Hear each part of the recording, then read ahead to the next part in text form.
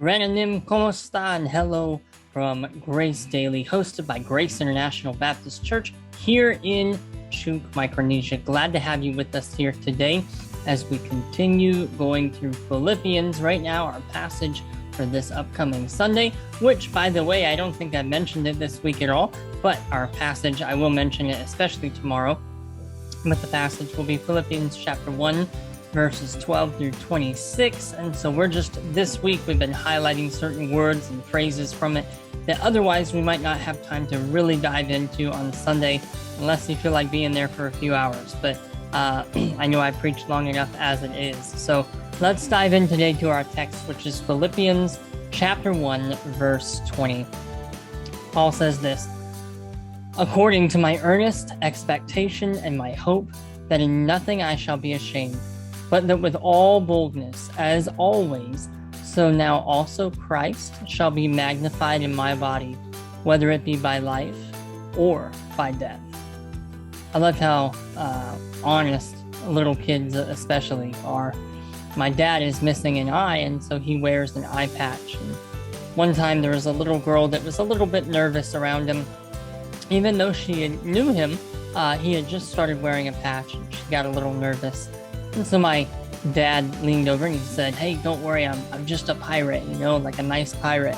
And the little girl promptly told him that she did not like pirates.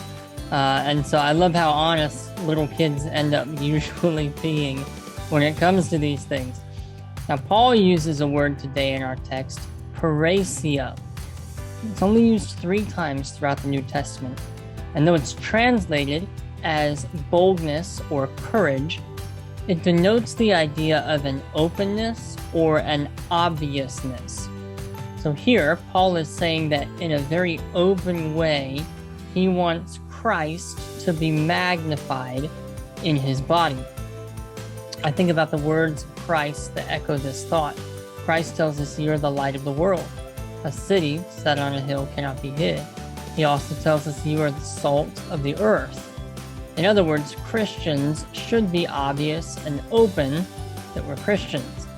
And Paul couldn't fathom a way of magnifying Christ in his body if it wasn't open and obvious.